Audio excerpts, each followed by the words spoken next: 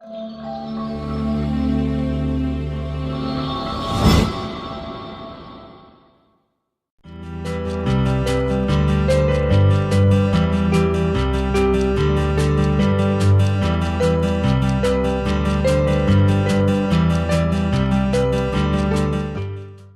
semuanya, senang bersama dengan saudara di minggu ini.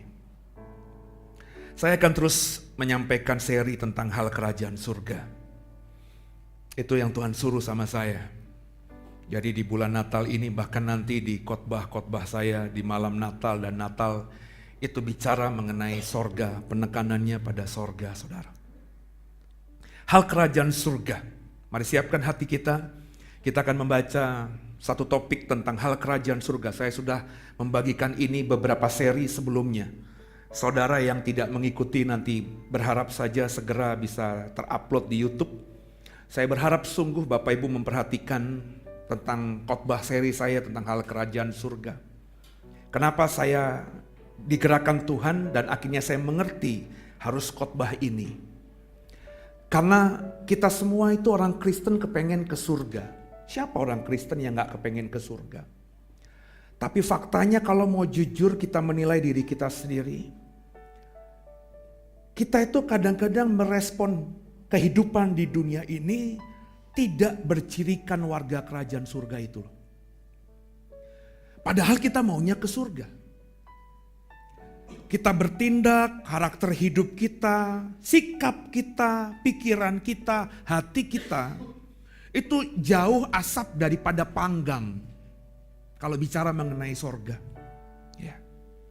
Banyak orang di luar sana berpikir yang penting pokoknya percaya aja deh. Bapak Ibu, kalau Alkitab saya hanya mengatakan itu, terus tidak ada penjelasan-penjelasan lain di Alkitab saya. Kalau Yesus hanya ngomong yang penting kau percaya sama aku saja, pegang imanmu sampai mati maka kau akan masuk dalam kerajaan surga. Dan Yesus gak ngomong topik-topik lain yang seolah-olah kalau kita baca orang awam bertolak belakang. Maka saya akan mengajarkan hal itu kepada saudara. Tapi problemnya saudara, kalau Bapak Ibu ikutin aja khotbah seri saya tentang hal kerajaan surga. Soal lalang dan gandum, soal kemarin biji sesawi dan ragi. Minggu lalu, 2 minggu lalu saya khotbah tentang talenta. Saudara, khotbah-khotbah Yesus tentang hal kerajaan surga itu ternyata tidak semudah pemahaman orang Kristen di luar sana. Yang penting gue Kristen aja deh. Harus ada effort khusus. Harus ada bagian kita yang akhirnya hidup kita itu seperti Tuhan nantinya. Ku mau sepertimu Yesus. Itu bukan isapan jempol, itu bukan cuma lagu biasa yang kita nyanyikan bisa dengan air mata, tapi kita kerjakan dalam hidup kita sehari-hari. Nah, saya berharap saudara paham ini. Jadi makanya seri ini jangan dibaca sepenggal-sepenggal. Kalau sepenggal-sepenggal aja saudara akan miss. Ya. Di YouTube hari Sabtu kemarin terupload tentang kerajaan 1000 tahun. Teman baik saya itu ngomong berkali-kali di status Facebooknya tentang apa itu kerajaan 1000 tahun. Tapi saya bilang, saya mau negur orang ini gimana ya? Orang ini belajar saudara, belajar teologi juga. Ya. Tapi dia membaca kerajaan 1000 tahun itu ya tidak komprehensif, tidak menyeluruh begitu. Dia hanya pakai pemahaman dia sendiri tanpa memperhatikan ayat di atas, ayat di bawahnya. Sedih saya. Dia ngajar itu meskipun tidak di mimbar tapi di sosmednya dia direspon sama orang banyak. Saya mau nimpalin gitu saudara.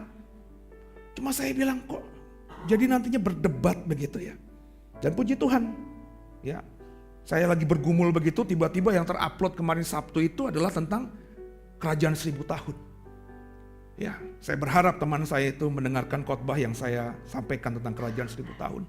Gak bisa saudara ayat Alkitab tuh dibaca parsial gitu. Satu pasal, ya ini kebenaran. Terus tanpa diperhatikan dengan ayat-ayat lain.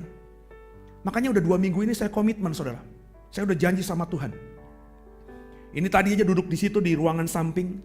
Saya dapat WhatsApp dari teman-teman. Ada 2 orang yang hubungi saya. Pak Seno, jadwal tahun depan begini-gini. Jadwal tengah minggu tahun begini-gini. Saya bilang nanti dulu dah, kalau tengah minggu jelas saya tolak. Kenapa Pak? Sudah penuh ya? Bukan soal sudah penuh. Saya sudah komitmen kepada Tuhan. Setiap Selasa sampai Jumat saya hanya di balik ruang kaca itu. untuk berdoa dan baca Alkitab. Saudara yang mau ikut bersama saya, ayo kita sama-sama. Cuma baca Alkitab. Dalam 2 minggu ini kita sudah selesai, bahkan nyaris kitab Keluaran ya Pak Beni ya. Kitab Matius sudah selesai. Kita baca sesuka cita kita. Kalau saya suka 5 ayat. Kalau saya suka satu pasal. Pokoknya kita selesaikan itu. Pelan-pelan sambil diseringkan. Habis itu saya berdoa. Makanya saya buka jam praktek saudara. Ya. Besok-besok kalau saudara mau minta doa saya, jangan hubungi saya siang-siang, saya pokoknya buka praktek. Ya. Selasa sampai Jumat dari jam 6.45 sampai selesainya di ruangan ini. Ya. Kalau saudara mau datang doa. Kalau ada pergumulan, bawa pergumulanmu kepada Tuhan lewat gereja ini, saya akan doakan saudara langsung. Ada kerinduan ini dari hati saya. Nah ini yang saya mau bagi sama saudara. Saya gak mau main-main lagi dalam hidup ini saudara. Bahkan hari Minggu pun tahun depan saya hanya keluar 1 kali saja saudara. Tidak lagi 2 kali seperti yang saya kerjakan di 2019. Saya berharap saudara seperti saya. Kenapa saya begini? Apakah jemaat di luar sana gak penting? Penting. Tapi saya diingatkan Tuhan, saudara yang baru beberapa orang ini, itu tanggung jawab saya sebagai gembala. Saudara Tuhan kirimkan ke sini untuk saya kasih rumput hijau, air tenang. Itu maaf, saya minta maaf di mimbar ini. Itu yang agak saya abaikan 5 tahun kebersamaan kita. Tapi sekarang saya mulai doakan saudara. Saya sudah punya listnya. Tiap hari saya mulai doakan saudara. Nama-namanya akan mulai saya sebut. Saya mengajak kita untuk sama-sama membangun komunitas. Saya nggak paksa Pak Riko, saya nggak paksa. Bahkan istri saya pun belum pernah ikut karena saya nggak pernah paksa. Tapi di mimbar ini saya mau ngomong, kalau saudara ada hati, ada waktu, ayo sama-sama. Kita sudah hidup di penghujung zaman. Hal kerajaan surga. Mari sama-sama kita buka Matius 13 ayat 44 sampai 46. Matius 13 ayat 44 sampai 46. Sama-sama kita baca. Hanya beberapa ayat, hanya 3 ayat ini saja. Perikopnya diberi judul oleh Lembaga Alkitab Indonesia, perumpamaan tentang harta terpendam dan mutiara yang berharga. Ayat 44, 45, 46 bersama saya. 3, 1 ya. Hal kerajaan surga itu seumpama harta yang terpendam di ladang, yang ditemukan orang lalu dipendamkannya lagi. Oleh sebab sukacitanya, pergilah ia menjual seluruh miliknya, lalu membeli ladang itu. Demikian pula hal kerajaan surga itu, seumpama seorang pedagang yang mencari mutiara yang indah. Setelah ditemukannya mutiara yang sangat berharga, ia pun pergi menjual seluruh miliknya, lalu membeli mutiara itu. Hal kerajaan surga dalam ayat yang kita baca, itu diumpamakan 2 hal yang paralel, saudara. Entah kenapa Matius menggambarkan hal ini. Di Injil Markus tidak ada, di Injil Lukas tidak ada, di Injil Yohanes pun tidak ada. Matius menggambarkan 2 perumpamaan ini hanya dalam 3 ayat. Lembaga Alkitab Indonesia bahkan merangkumkannya hanya dalam 1 perikop, 3 ayat ini. Digambarkan hal kerajaan surga seumpama ini loh. Saudara yang mau ke surga, saudara yang bermimpi menjadi warga kerajaan surga, saudara yang mau menemukan kerajaan surga di bumi ini, merasakan kerajaan surga di bumi ini, mestinya kita mengerti dan memahami hal ini. Sekali lagi ini perkataan Tuhan Yesus kita. Hal kerajaan surga itu seumpama harta yang terpendam di ladang. Harta terpendam di ladang. Ditemukan orang, lalu dipendam lagi. Jelas dari kalimat ini yang menemukan harta terpendam itu bukan si pemilik ladang. Kalau si pemilik ladang, tentu ketika menemukan harta terpendam di ladangnya, maka dia akan ambil dan dia nikmati langsung.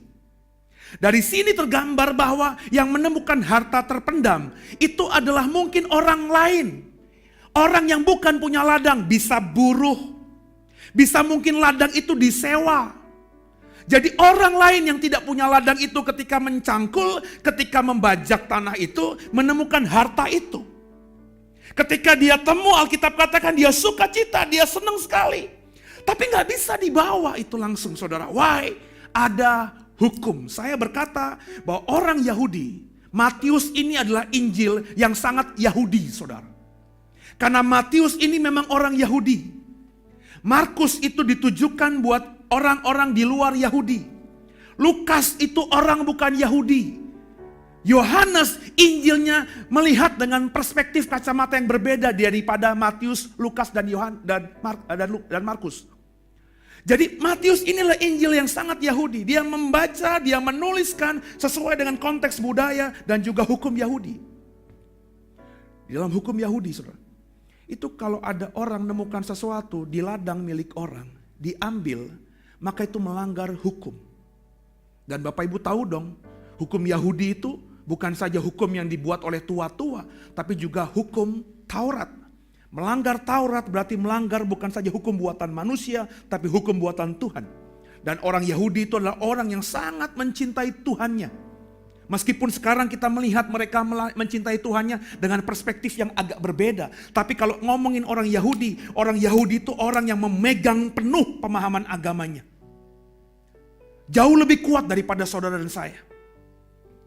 Kita hari Minggu diminta ke gereja saja, ya, punya pengajaran dari gereja, dari orang tua, minggu ke gereja, kita bisa alpa loh dengan banyak alasan. Tapi orang Yahudi Sabat, saudara. Sampai sekarang, Sabat itu benar-benar mereka menjalankannya. Kalau Bapak Ibu pergi ke Israel, jatuhnya di hari Sabat, maka Bapak Ibu akan kesulitan sekali, terlebih kalau Bapak Ibu tinggal di Yerusalem dan hotel itu milik orang Yahudi. Saudara akan kesulitan luar biasa. Kalau saudara pergi ke Israel, yang nyopirin saudara itu orang Yahudi, maka saudara akan kesulitan luar biasa. Orang Yahudi tentang Sabatnya tuh sampai detik ini, di zaman yang modern, zaman yang sangat liberal ini saja, orang Yahudi itu memegang sungguh adat istiadatnya dan juga hukum Taurat itu. Sabat mereka nggak ngapa-ngapain. Sahabat seperti orang Bali nyepi itu, saudara, ngunci pintu di rumah hanya membaca Alkitab dan berdoa. Orang Yahudi itu lebih beragama daripada orang Kristen. Kekasih Tuhan, biji mata Tuhan. Maka ketika orang ini menemukan harta di ladang itu, dia sukacita karena harta itu harta yang luar biasa. Tapi dia gak bisa ambil. Karena kalau dia ambil, dia mungkin bisa menipu yang punya ladang itu. Dia bisa ngakalin yang punya ladang itu. Tapi dia berhadapan dengan Tuhan. Dan orang Yahudi takut akan Tuhan luar biasa. Maka akhirnya apa? Hal bijaksana yang dikerjakan orang ini adalah menggali lagi, menutupnya rapat-rapat, saudara. Kekasih Tuhan, biji mata Tuhan. Kalau saudara nemukan harta batangan emas di halaman rumah tetanggamu, kira-kira gimana? Jujur, ambil. Ambil. Yang gali gua, yang capek gua.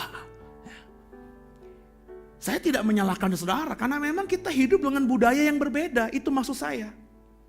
Ya, kita hidup dengan tuntutan agama yang berbeda, itu maksud saya. Saudara mungkin bertanya lagi, kok ada ya orang kaya nyimpen hartanya di ladang? Sekali lagi, baca Alkitab itu harus lihat konteksnya. Ketika Alkitab ditulis kepada siapa? Kepada orang-orang yang tinggal di Timur Tengah, di Israel itu, saudara. Bapak Ibu ingat kan khotbah saya 2 minggu lalu? Soal talenta itu. Ada tuan yang mau pergi ke luar negeri. Dia mempercayakan hartanya kepada 3 orang hambanya. Yang satu dipercaya 5, yang satu dipercaya 2, yang satu dipercaya 1. Saya nggak khotbah lagi, saya ngomongin kepada hamba yang dipercaya 1 talenta ini. Dia merasa ini harta yang luar biasa nih. Iya, kalau aku nanti kelola, kalau untung aku menyenangkan Tuanku. Tapi kalau rugi, bisa mati aku. Apa yang dikerjakan oleh hamba yang punya 1 talenta ini? Dia menguburkannya lagi. Kenapa, saudara? Karena memang zaman dulu belum ada bank. Zaman dulu semuanya harta itu bentuknya ya barang, saudara. Jadi cerita ini saya bisa ngebayangin yang dimaksudkan Tuhan tentang orang yang menemukan harta di ladang itu. Mungkin yang punya harta itu adalah orang kaya raya yang mau ke luar negeri. Yang pertama, entah itu berbisnis atau dia ikut perang, saudara. Kalau dia berbisnis mau keluar negeri, dia mau perang ikut keluar negeri, tentu hartanya nggak bisa dibawa dengan dia kan? Dia harus tinggali harta itu. Dipercayakan kepada siapa? Kalau kepada istrinya mungkin dia berpikir nanti istrinya bawa lari. Mungkin dia belum punya anak. Maka yang paling aman dalam konteks zaman itu, dia mencari posisi, lokasi di wilayahnya, di propertinya. Dia tandai 3 langkah ke kanan, 2 langkah ke kiri, mundur 3 langkah dan sebagainya. Sampai dia menemukan titik koordinatnya. Dia gali sedalam-dalamnya, dia taruh harta itu. Dengan harapan apa? Ketika dia pergi, harta itu tidak ada yang tahu di mana dia sembunyikan. Problemnya harta itu ditemukan orang lain. Berarti apa? Berarti orang yang menanam harta itu tidak kembali. Belum kembali atau tidak kembali. Tapi besar kemungkinan tidak kembali. Kenapa tidak kembali? Karena bisa jadi ketika dia keluar negeri. Saya sudah bilang di perumpamaan tentang talenta itu. Zaman dulu kalau keluar negeri gak seperti sekarang kita. Bapak Ibu bisa keluar negeri sekarang hitungan jam sampai di tempat tertentu. Hari itu juga menyelesaikan program itu. Bapak Ibu kembali lagi dalam 24 jam Bapak Ibu bisa keluar negeri pulang pergi. Tapi zaman dulu gak bisa. Orang kalau keluar negeri mau berbisnis, iya kalau dia masih hidup di padang gurun itu. Ya kemarin saya siang-siang sempat nonton sama anak saya film lama, The Prince of Persia. Ya, si ratunya sama si Prince of Persia ini terjebak di padang gurun. Ratunya ini, putrinya ini itu tinggalnya di istana. Jadi ketika dia lihat dari jauh ada badai gurun begitu ya. Dia bilang sama si jagoannya ini, yuk cepet-cepet kita lari. Kata jagoannya ini apa? Dasar tinggal terus di istana sih. Justru kalau padang badai gurun gini datang, kita lari. Kita malah bisa terpisah nantinya. Maka apa yang dikerjakan? Ya udah dia bangun tenda di situ, dia masukkan tenda, kudanya ditidurin, kepala kudanya dimasukkan dalam tenda, jadi yang kena debu itu cuma badannya tapi kepala kudanya ada dalam tenda. Terus mereka bertiga, si putri, si jagoannya ini sama kepala kudanya itu ada dalam tenda. Sampai kapan? Sampai badai gurun itu hilang. Badai gurun itu bisa setengah jam, bisa 1 jam, bisa berhari-hari. Gurun itu adalah tempat yang tak bertuan, saudara. Jadi kalau orang kaya ini gak punya skill tentang menghadapi gurun, dia bisa mati di situ, saudara. Kalau dia mati berperang di luar sana, ngikutin kerajaannya dan dia mati, berarti kan hartanya tidak dia ketahui. Hartanya tetap ada di situ, meskipun istrinya tinggal di rumah yang di sama, anak-anaknya ada di situ, mertuanya di situ, dia punya budak tinggal di situ karena yang nanam harta itu dia, yang tahu koordinatnya itu dia. Maka gak ada yang bisa menemukan, dianggap hilang aja. Mungkin tanah itu disewa, atau ada orang yang mengusahakan tanah itu ketika mencangkul menemukan itu tanpa sengaja. Dan apa yang dilakukan oleh orang itu? Dia tutup lagi gitu. Dia sembunyikan lagi seperti keadaan awalnya. Dan dengan sukacita dia pergi pulang. Ketika dia pulang, dia jual, Alkitab katakan, seluruh miliknya untuk membeli ladang itu. Kekasih Tuhan, biji mata Tuhan. Sukacita dia menjual semua miliknya, kemudian beli ladang itu. Supaya apa? Supaya ketika dia beli tanah itu, dia beli ladang itu menjadi miliknya, dia bisa gali, dia bisa menemukan harta itu, bisa menggunakannya untuk dirinya tanpa berdosa, baik di hadapan manusia maupun di hadapan Tuhan. Dia tetap menjadi orang beragama yang hidupnya benar. Kekasih Tuhan, biji mata Tuhan. Ayat 45-nya, perumpamaannya paralel. Demikian pula hal kerajaan surga seumpama seorang pedagang yang mencari mutiara yang indah. Pedagang mencari mutiara yang indah. Setelah ditemukannya mutiara yang sangat berharga, ia pun pergi menjual seluruh miliknya lalu membeli mutiara itu. Nah ini konteks mutiara dalam 2019 itu kayaknya gak pas banget. Kenapa? Sekarang ini mutiara itu nyaris gak ada harganya. Kalaupun mahal, semahal-mahalnya berapa sih? Sebab mutiara sekarang bisa diternakin, benar saudara ya? Saudara mau beli mutiara yang kecil, mutiara yang gede, mutiara yang bening, mutiara yang bagus sekalipun sekarang mudah. Tidak ada kesulitan orang mendapatkan mutiara, makanya harganya sangat drop. Tapi dalam konteks Alkitab, Bapak Ibu baca aja, di perjanjian lama ada gak kata mutiara? Gak ada Bapak Ibu.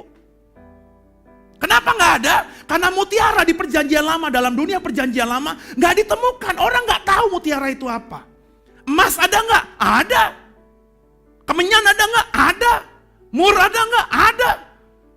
Semua hal-hal yang ada di perjanjian baru, di perjanjian lama kebanyakan sudah ditemukan. Tapi yang namanya mutiara nggak pernah saya ketemu kata mutiara dalam bahasa Indonesia, dalam bahasa Inggris, ataupun bahasa Ibrani saya temukan di perjanjian lama. Tiba-tiba muncul di perjanjian baru. Yesus ngomong soal hal kerajaan surga. Itu seumpama pedagang yang mencari mutiara yang indah. Mutiara dalam konteks perjanjian baru itu adalah tanda orang kaya. Karena mutiara di zaman perjanjian baru itu nggak bisa atau belum bisa diternakan. Konteksnya lagi Israel. Israel itu tidak ada kiri kanannya itu berbatasan dengan pantai dan laut, saudara. Jadi orang Israel dalam konteks cerita ini, kalau mau beli mutiara, maka dia harus mencari mutiara. Dalam hal ini kan pedagang. Pedagangnya mencari mutiara kemana? Yang paling dekat laut di Israel adalah Laut Merah, saudara. Tapi mutiara saya pelajari dari beberapa literatur. Mutiara yang ditemukan di Laut Merah, mutiara yang kualitasnya rendah.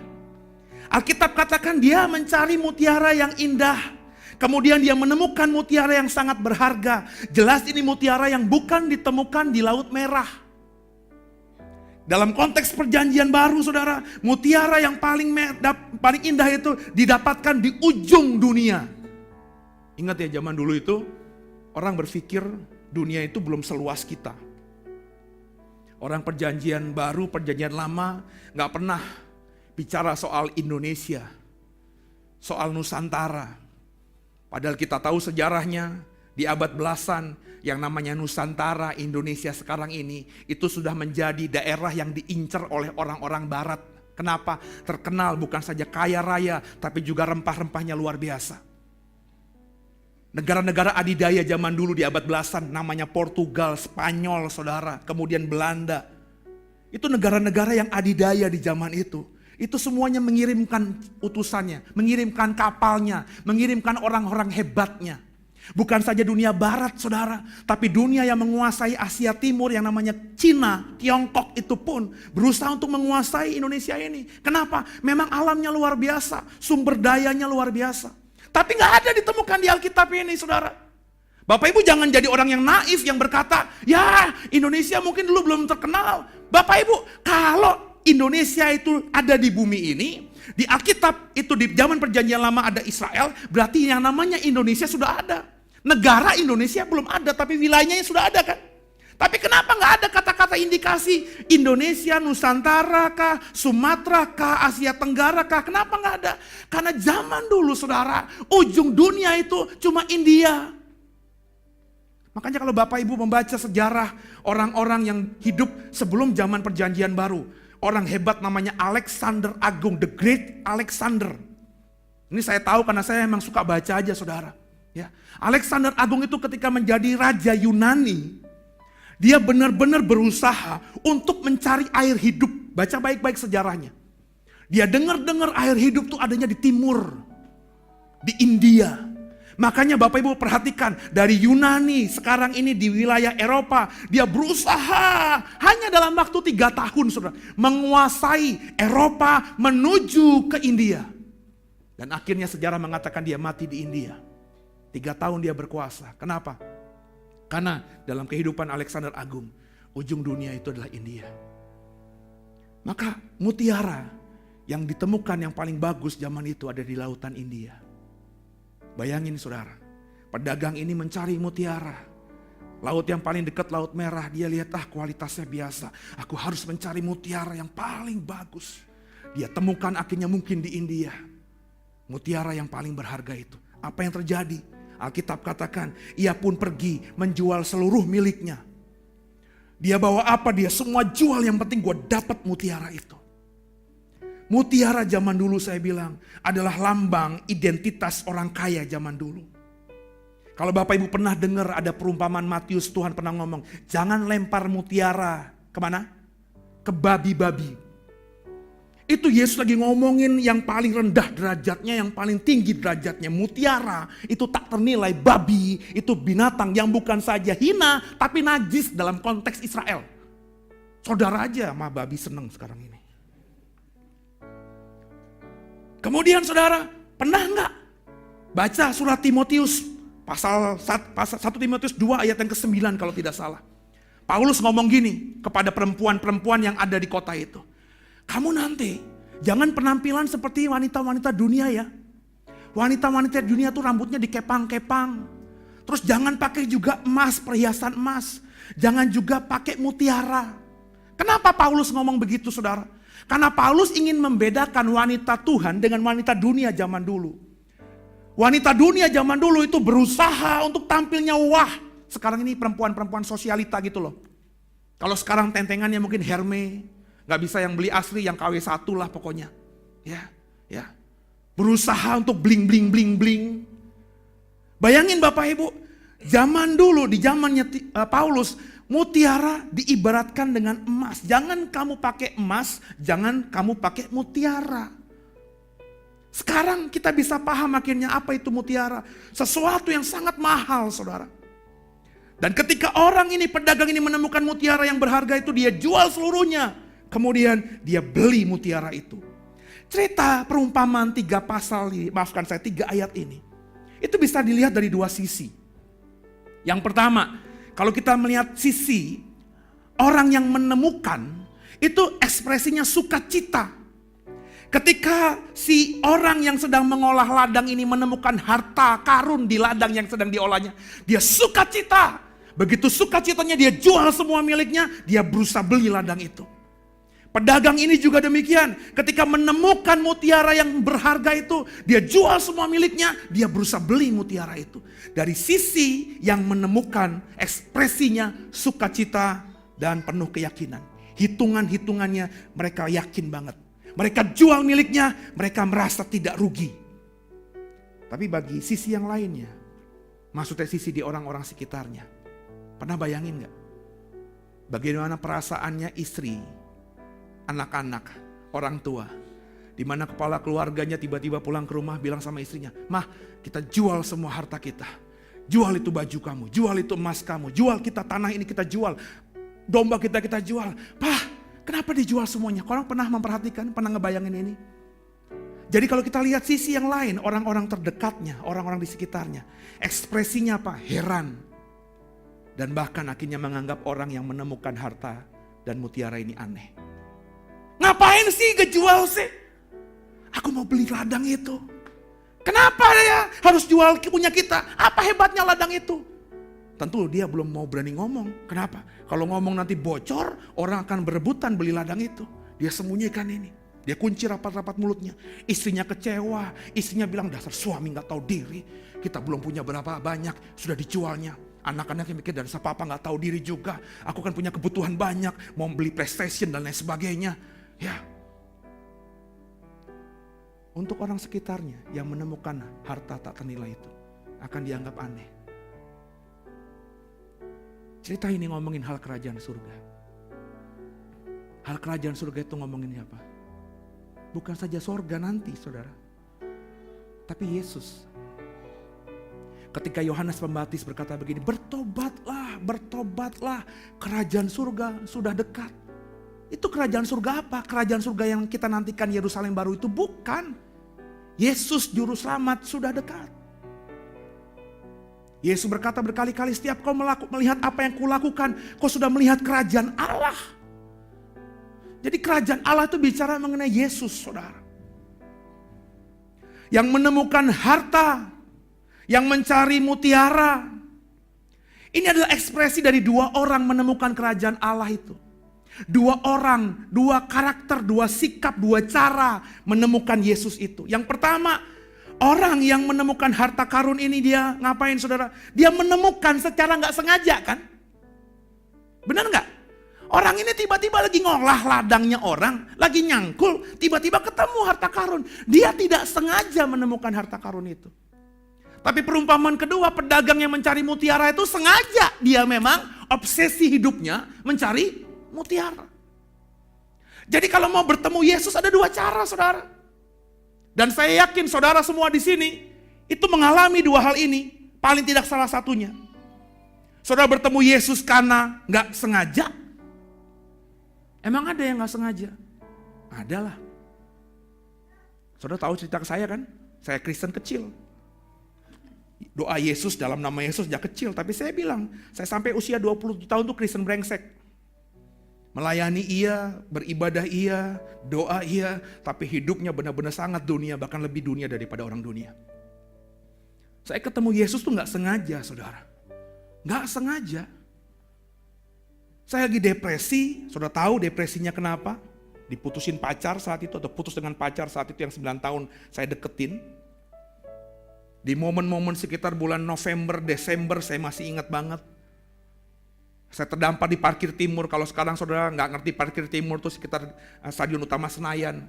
Kalau saudara nggak ngerti ngapain sih anak-anak zaman dulu nongkrongnya di situ, saudara berarti nggak gaul zaman dulu. Zaman saya dulu gaulnya sudah di Senayan, di Blok M, Blok S, dan juga di parkir timur. Ya, di situ tiba-tiba ada ibadah. Lagi nongkrong sama teman-teman, tiba-tiba tuh ngapain rame-rame, ada lampu-lampu di Istora, di balai sidang. Terus saya sekedar aja datang. Oh, ada ibadah Natal. Sekedar aja, daripada nongkrong di luar panas, ya nggak sih? Ada tulisannya, free, disediakan snack. Wah, bagus kan? Jadi saya datang, ngadem. Istora Senayan zaman dulu udah AC juga, saudara. Zaman dulu itu gedung ber-AC masih jarang, saudara. Mall aja masih jarang. Jadi masuk ke Istora Senayan ber-AC, ke balai sidang, saudara. Ke balai sidang zaman dulu tuh pameran-pameran seperti di AIS, sekarang pameran banyak di mana-mana. Zaman dulu pameran sedikit sekali, saudara.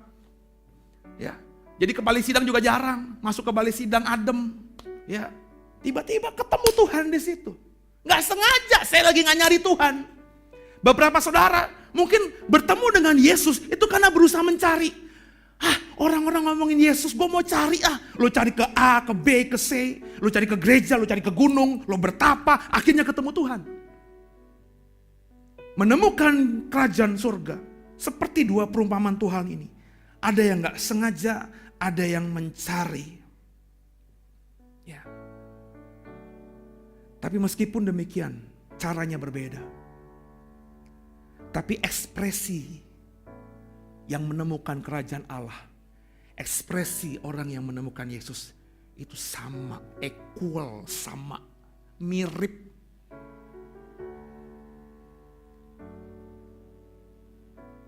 Dalam cerita yang 3 ayat tadi, ekspresi yang mirip itu apa? Mereka menjual semua miliknya untuk bisa dapatkan kerajaan Allah itu, kerajaan surga itu. Ini jangan ditafsirkan ya bahwa Yesus Kristus bisa dibeli ya. Jangan ditafsirkan begitu.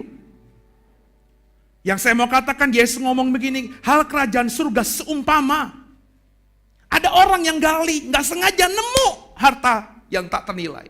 Hal kerajaan surga seumpama seorang pedagang yang mencari mutiara, akhirnya ketemu mutiara itu. Dia sengaja mencari mutiara itu. Ekspresi dua orang yang menemukan kerajaan Allah itu, ekspresi dua orang yang menemukan sesuatu yang mereka paling cari itu sama, mereka menjual semua miliknya. Tapi bukan berarti kita bisa jual, kita bisa beli Yesus. Yang saya mau katakan biji mata Tuhan, orang yang sudah menemukan kerajaan sorga, orang yang sudah menemukan Yesus, pasti menemukan prioritas hidupnya. Di sini saya nggak ngomong jual semua harta saudara, jual rumah saudara, tinggalkan pekerjaan saudara, dan lain sebagainya. Terlalu picik kalau kita menafsirkan ayat itu seperti itu. Tapi saudara, dua orang ini, yang satu tidak sengaja menemukan kerajaan Allah, yang satu sengaja memang karena memburunya. Dua-duanya ketika ketemu, mereka menjual yang mereka miliki. Ekspresinya mereka berubah prioritas hidupnya. Tadinya mereka megangin, gandolin apa yang mereka miliki. Tadinya mereka hidup bergantung pada apa yang mereka miliki. Sekarang ketika menemukan kerajaan surga, menemukan Yesus, dua hal tadi yang mereka gandoli selama hidup, mereka jual. Prioritas mereka berubah. Kekasih Tuhan, biji mata Tuhan. Yang satu jual tanahnya untuk beli tanah. Yang satu jual miliknya untuk beli mutiara. Pertanyaan saya sama saudara, mereka rugi nggak? Mereka rugi nggak? Enggak dong. Mereka yang satu jual ladang mereka, ladang yang dimilikinya, untuk beli ladang baru. Secara nilai, ladang yang dibeli baru ini juga punya nilai. Nangkep ya? Dia nggak rugi. Yang satu nemukan mutiara indah, dia jual semua miliknya. Tapi dia beli mutiara yang paling berharga saat itu. Dia nggak rugi. Dua orang ini justru yang disebut Alkitab dengan cerdik. Cerdik seperti ular. Bapak Ibu biji mata Tuhan. Inilah yang berkali-kali saya ngomong sama banyak orang. Tapi orang gak bisa nemukan dan gak bisa ngerti apa yang saya mau katakan itu. Banyak orang bilang, Pak, kalau saya mau prioritasnya hanya Tuhan, saya rugi Pak. Saya susah Pak. Pak, kalau saya mau serahkan hidup saya buat Tuhan sepenuhnya, saya bakalan malapetaka Pak, menderita Pak. Susah saya menjelaskannya saudara. Bahkan bagi saya, sehebat apapun saya, sepintar apapun saya gak bisa jelaskan. Kenapa? Orang ini belum menemukan harta itu. Belum menemukan mutiara itu. Maka selalu saran saya, ya pokoknya coba sekarang ini cari aja dulu lah. Kalau lu udah cari, lu udah temukan yang gue ngomongin, itu gak lagi susah tapi mudah. Karena gue udah ngerjain, karena gue udah dapet itu, udah nemu itu. Yesus Kristus tuh seperti itu, saudara. Mau masuk kerajaan surga itu seperti itu. Maksudnya apa? Prioritas hidup harus berubah. Fokusnya hanya kepada Yesus.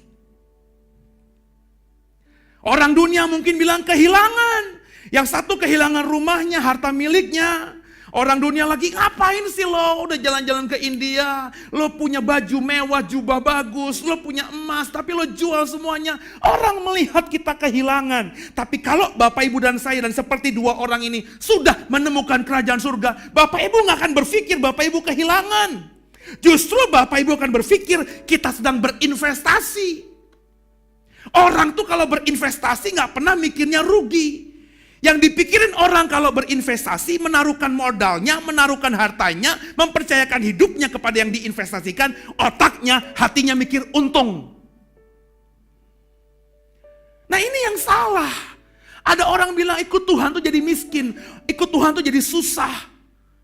Lo bisa ngomong begitu karena lo belum bertemu soalnya. Kekasih Tuhan, biji mata Tuhan. Tapi kalau sudah bertemu, saudara akan anggap itu investasi. Dan investasi itu hukum Alkitab apa? Apa yang kau tabur, itu yang kau tuai. Apa yang kau tabur, itu yang kau tuai. Itu yang dikerjakan orang-orang di Alkitab saya ini, di perjanjian baru secara khusus, yang benar-benar sudah menemukan Tuhan. Baca dong di Alkitab, penjala-penjala ikan itu, nelayan-nelayan itu, rela meninggalkan pekerjaannya.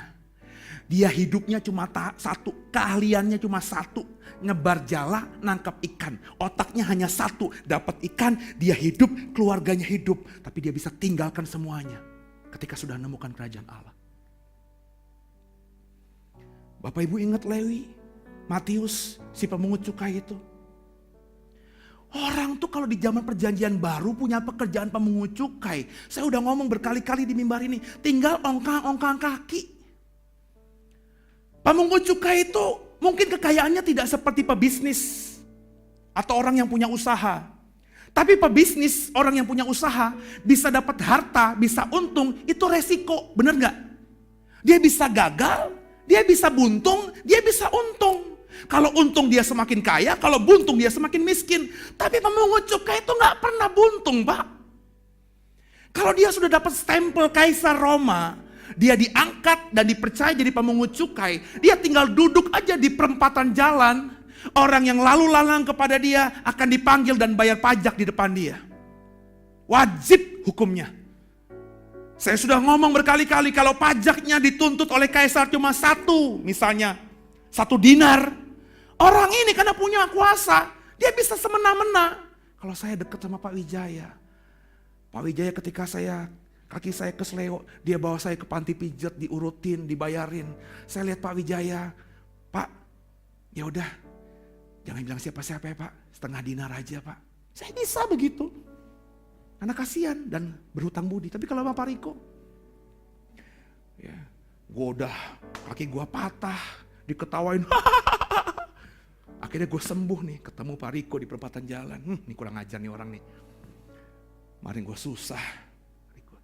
Dia udah nyantai aja orang kaya. 1 dinar ya, dengan remeh begitu. Dikeluarin, siapa bilang 1 dinar? Loh, pajak kaisar kan 1 dinar? Kagak. 10 dinar. Tapi kan hukumnya 1 dinar. Gue mau 10 dinar mau apa lo? Pak Riko gak bayar. Di belakang saya ada prajurit Roma yang menjaga saya. Tangkap. Masukin penjara. Mau apa dia? Gak bisa. Saya punya stempel kaisar. Maka pemungut cukai itu kenapa kaya? Dia bisa menaikkan pajak sesukanya dia. Disetor cuma 1, kalau saya dapat 10 dari Pak Riko, 9 buat siapa? Buat I kan? Lewi, Matius ini udah enak hidupnya. Tapi ketika dia bertemu Yesus, dia tinggalkan itu semuanya. Orang bilang bego lo, bodoh lo. Gak semua orang tuh punya stempel kaisar begitu, tapi dia gak peduli saudara. Maria, pernah baca gak kisahnya? Maria, saudaranya Lazarus, saudaranya si Marta itu. Ketika kali kedua Yesus masuk ke Yeriko, dia datang pelan-pelan ketika Yesus masuk ke rumah Simon si kusta itu. Terus dengan membawa minyak narwastu yang sangat mahal, dia pecahkan tuh bulir itu, bilur ya apa? Tempayan itu, dia siram ke kepala Yesus sampai ke kaki. Dia ambil rambutnya. Orang bilang bodoh. Si Yudas Iskariot bilang, bodoh tuh perempuan. Itu kalau dijual bisa kasih makan berapa banyak orang susah. Tapi Maria gak peduli. Zakeus, ketika dia menemukan Yesus, menemukan kerajaan Allah, dia kasih setengahnya kepada orang lain. Dan dia bilang sama orang yang pernah dizoliminya, aku kembalikan 4 kali lipat.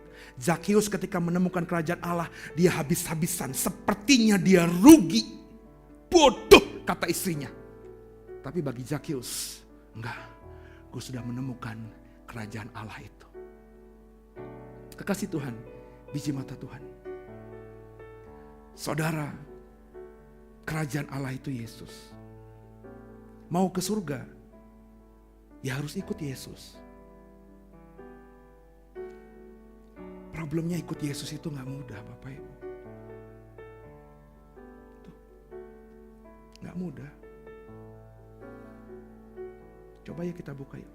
Masih di Injil Matius. Beberapa menit ini kita selesaikan. Matius 28 ayat 20.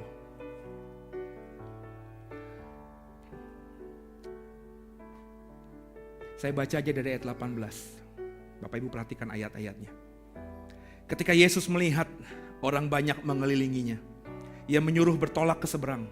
Lalu datanglah seorang ahli Taurat dan berkata kepadanya, Guru, aku akan mengikut engkau. Kemana saja engkau pergi? Yesus berkata kepadanya, serigala mempunyai liang dan burung mempunyai sarang, tapi anak manusia tidak mempunyai tempat untuk meletakkan kepalanya. Maksudnya apa ayat ini? Maksudnya apa ayat ini? Yesus ngomong sama orang yang mau ikut dia itu. Aku mau ikut engkau guru. Yesus ngomong apa? Loh, aku ini seperti burung yang gak punya sarang. Aku ini gak punya tempat untuk meletakkan kepalaku. Untuk tidur aja aku gak punya. Karena aku harus jalan terus. Berarti orang yang mau ikut Yesus, itu orang itu harus meninggalkan kenyamanannya. Bahasanya Yesus, orang itu harus meninggalkan kenyamanan tempat tidurnya, tempat dia berbaring. Itu ikut Yesus seperti itu. Lanjut ayat 21-nya. Seorang lain, yaitu salah seorang muridnya, berkata kepadanya, Tuhan, izinkanlah aku pergi dahulu menguburkan ayahku. Tetapi Yesus berkata kepadanya, ikutlah aku. Dan biarlah orang-orang mati menguburkan orang-orang mati mereka. Apa artinya ini? Konteksnya hal mengikut Yesus. Yesus ngomong sama orang ini. Dalam konteks itu, kalau lo mau ikut aku, meskipun hakmu untuk menguburkan orang tuamu. Meskipun itu memang sesuatu yang baik secara adat dan budaya kita. menghormati orang tua, harus menguburkan orang tua kita. Tapi kalau kau mau ikut aku, kau harus lepaskan hak itu. Jadi kalau orang tua mau mati pun, tetap ikut aku. Saudara,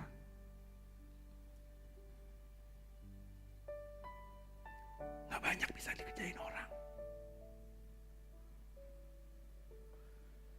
Saya tinggal punya 2 orang tua, mama dan ibu saya. Saya sungguh-sungguh doa sama Tuhan. Sejak beberapa waktu lalu saya merenungkan ini. Kalau Tuhan panggil mereka berdua, jangan jatuh hari Sabtu, jangan jatuh hari Minggu.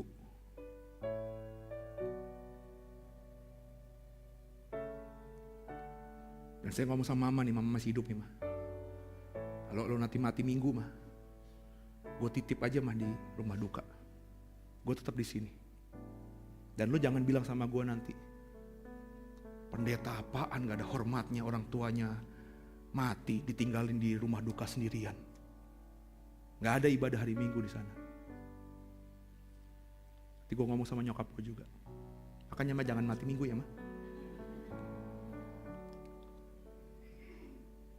Itu yang saya kerjakan. Saya udah tahu ini bertahun-tahun lalu. Makanya saya ngomong sama adik saya. Adik saya kemarin sebelum nikah.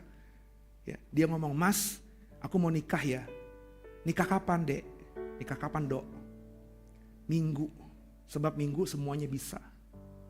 Saya bilang, "Lo nikah Minggu, gua gak akan datang."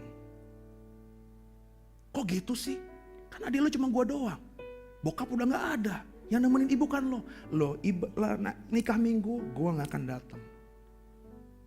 Dan cek sama Silvi, selama saya dan Silvi menikah, dia kenal saya berarti berapa tahun? 14 tahun. Ya? 14 tahun. Pernah gak gue Minggu gak melayani Tuhan? Anak saya sakit aja hari Minggu, saya tetap melayani Tuhan. Saya sakit aja, pernah suatu waktu masih di gereja lama dulu, asam urat Pak. Wah, itu jalan keseret-seret begini. Udah mau ngomong aja sama koordinator, sama yang ngatur jadwal cariin ganti. Tapi bilang, "Enggak Tuhan, baru asam urat aja, masa nyerah?" "Sakit gak Pak?" "Sakit." "Ditunjukin ke jemaat gak?" "Enggak, tetep aja jalan begini." Tapi pas di belakang di mobil, yang gak bisa ngerasain berarti gak tahu asam urat gimana. Sejak itu gue bertobat sungguh. Asam urat itu gara-gara makan ikan laut. Saya dulu kalau ke Batam makanan ikan laut, pagi, siang, sore ikan laut. Ke Manado makan ikan laut, siang pagi, siang, sore ikan laut. Asam urat. Sekarang saya makan ikan cuek aja. Lebih murah dan tidak bikin asam urat. Gak pernah asam urat lagi saya. Saya kasih Tuhan biji mata Tuhan. Orang yang mau ikut Tuhan bahkan harus melepaskan hak untuk berduka cita bagi orang yang dicintainya. Ini gak bisa dimengerti oleh orang banyak. Coba satu ayat lagi, pasal 10 Matius ayat 37. Ini saya bilang, dan saya udah sering ngomong sama Silvi juga soal hal ini. Yuk kita baca pasal 10 ayat 37 bersama saya ya. 3, 1 ya. Barang siapa mengasihi bapa atau ibunya, ulangi, Matius 10 ayat 37. Munculkan, Matius 10 ayat 37. Bersama saya, Matius 10 ayat 37. Barang siapa mengasihi bapa atau ibunya lebih daripadaku, ia tidak layak bagiku. Dan barang siapa mengasihi anaknya laki-laki atau perempuan lebih daripadaku, ia tidak layak bagiku. Berarti orang yang mau ikut Tuhan, orang yang ketemu Tuhan, itu bahkan harus rela hilang keintiman dengan orang yang terdekat dengan dirinya. Memprioritaskan Tuhan di atas segala-galanya itu jangan cuma nyanyi. Yang terutama di dalam hidup ini, jangan cuma begitu. Tapi ayo loh saudara. Saya ngomong gini gak ada untungnya buat saya. Saya ngomong begini untungnya buat saudara. Sebab kalau saudara gak kerjakan yang Yesus ngomong, saya cuma copy paste loh. Kalau saudara gak ngerjain, saudara akan bilang, lebay banget lah, gak gitu-gitu banget lah. Saudara berarti belum mengikut Yesus karena konteks yang dikatakan Yesus tadi, yang saya kutip tadi adalah hal mengikut Yesus. Jadi mengikut Yesus itu bukan cuma ngasih persembahan, mengembalikan persepuluhan. Ikut Yesus bukan baca Alkitab doang, ikut Yesus bukan cuma doa doang. More than itu saudara, lebih daripada itu. Makanya saya bilang, kalau ada yang bilang ikut Yesus itu mudah, orang ini baca Alkitabnya yang kayak gimana ya? Kalau orang dunia bilang susah ya Pak ngerjainnya ya Pak, oh iya emang susah. Tapi kalau kita berserah kepada Tuhan, 14 tahun paling tidak saya nggak punya waktu, bahkan Sabtu Minggu untuk orang yang saya cintai. Tapi saya bisa melewatinya aja tuh. Saya bisa menikmatinya aja tuh. Kenapa? Karena Roh Kudus yang tolong kita Bapak Ibu. Ketika saya komitmen begini sejak menikah dengan Silvi, bahkan sejak saya melayani Tuhan di usia 27 tahun, saya masih ingat banget tuh bapak saya masih hidup, ibu saya masih seger buger. Adik saya sudah kuliah di Depok, kos di Depok. Saya masih ingat banget tuh. Hari Sabtu, hari Minggu seringkali bapak saya diundang acara arisan keluarga lah, perkawinan lah, acara di gerejanya lah. Bapak saya sudah sepuh saat itu, mengandalkan saya doang untuk nyopirin dia. Saya bilang, Pak sorry Pak, kalau Minggu mah gak bisa lah. Mas saya udah komit untuk melayani Tuhan. Bayangin saudara, kecewanya bapak saya gimana dengan saya. Kecewanya ibu saya gimana. Punya anak satu paling tua, cuma nganterin doang, bapak udah tua. Masa bapak suruh naik taksi? Zaman itu belum ada online. Ya bisa pesen taksi, tapi kalau dari sana gimana caranya? Zaman itu belum ada handphone. Masih pakai telepon engkol itu. Telkom itu pakai kabel itu. Mesen dari rumah taksi Bluebird bisa. Tapi kalau sudah sampai tempat tujuan, kalau mau pulang naik taksi kan harus nungguin. Rebutan sama orang di pinggir jalan begini. Bapak saya udah usia hampir 70 saat itu. Ibu saya usia hampir 60-an saudara saat itu. Tapi saya komit, enggak Pak. Enggak Bu. Bahkan oleh saudara-saudara saya. Ya ambil dicap lah. Kok mana sih kalau acara Minggu? Enggak pernah lihat Seno. Bapak Ibu tahu enggak? Di garis bapak saya, di garis ibu saya tuh laki-laki termasuk yang paling tua. Jadi kalau saya enggak muncul, diomongin itu. Awalnya seperti itu. Tapi sekarang hubungan saya masih bagus dengan semuanya. Dengan ibu saya bisa memahami, bapak saya sampai matinya masih bisa memahami. Kenapa? Karena Tuhan yang tolong. Tuhan yang memberikan pengertian buat mereka. Tuhan yang memampukan juga untuk saya bisa komit hal itu. Sampai sekarang ini. Bahkan kemarin kita ke Israel, hari Minggu ada di Israel. Tanya sama orang yang ikut rombongan saya. Hari Minggu ngapain kita? Ibadah dulu. Kasih Tuhan biji mata Tuhan. Yuk sama-sama yuk. Kita belajar hari ini tentang hal kerajaan surga itu. Hal kerajaan surga bicara mengenai orang yang bersuka cita. Dan akhirnya menempatkan Tuhan di atas segala-galanya. Mulai dari diri kita. Ajar kepada suamimu, ajar istrimu, ajar anak-anakmu. Rugi enggak? Enggak. Sebab apa yang kau tabur itu yang kau tuai. Kalau kita mengerjakan firman Tuhan dengan sungguh, Alkitab yang ngomong bukan saya. Kau akan mendapatkan 30, 60, 70, bahkan 100 kali ganda. Orang yang menemukan harta itu, seawal-awalnya kehilangan, tapi dia akhirnya mendapatkan ganti. Bukan cuma ladang, tapi harta itu. Orang yang menemukan mutiara itu, ketika dia beli mutiara itu dia mungkin telanjang karena semuanya dijual. Tapi dia pulang dengan luar biasa kebanggaan. Bukan saja dia menemukan mutiara yang mahal itu. Tapi yang kedua ketika dia jual itu. Apa yang dia jual, apa yang kehilangannya dia. Itu bisa kembali berkali lipat ganda. Saudara ikut Tuhan gak akan buat dirimu miskin. Dulu ketika saya ikut Tuhan, ibu saya sempat bilang, makan apa Le? Jadi pendeta. Ibu saya gereja lama, pendetanya tuh gajinya setiap bulan itu muncul di warta jemaat. Mau hidup apa dengan gaji begitu? Lihat kayak pendeta kita yang ada merongrong jemaat. Semua kas gereja dipakai buat keluarga. Malu Le, gak usah jadi pendeta lah. Nanti makan apa? Tapi sampai detik ini, saya diberkati Tuhan. Saya tidak pernah berkelimpahan secara harta, tapi gak pernah kekurangan. Tanya istri Silvi, Beberapa hari lalu dia bilang, "Pah, uang kita tinggal segini loh." Tanya dia. Gue rasa masih ingat apa yang dia omongin. Saya bilang, "Kenapa emangnya?" Saya bilang sama Pak Benny kan, kemana kita doa, tukeran rekening yuk. Dia bilang, "Nggak mungkin lah Pak, Pak Pendeta pasti uangnya lebih banyak. Ayo kita tukeran rekening sekarang ini." Hari itu juga, saya bilang gitu. Dia nggak percaya. Sebab gue yakin, uang lu lebih banyak daripada uang gue. Tapi saya tuh punya iman saudara. Burung pipit aja Tuhan pelihara. Bunga bakung di ladang aja Tuhan bilang keindahannya melebihi pakaian Salomo orang terkaya di dunia. Masa saya yang udah memberikan hidup saya penuh kepada Tuhan. Mau fokus untuk Tuhan. Tuhan gak pelihara sih. Saya bukannya curhat ya. Dulu ada jemaat di sini yang akhirnya keluar bilang gara-gara ya Pak Seno mau cari gereja, pindah gereja, akhirnya curhat, ceritakan masalah gereja. Orang ini gak ngerti, saya lagi bersaksi. Ini sekarang saya ngomong sama saudara ya, bukannya curhat ya. Kalau Bapak Ibu mau tahu pengeluaran kita per bulan, tanya Pak Riko paling tahu. Itu deg-degan loh saudara, jangan bilang gak kayak roller coaster loh. Tapi yang lo lihat gak akhir bulan, gue pernah raut wajah gue jadi hitam, jadi tambah kesu. Enggak, gue nyantai aja. Makan pecel lele terus kan. Bener gak? Ayo anak-anak Pak minta ini, ayo. Padahal hati saya nih kalau mau jujur udah deg-degan nih.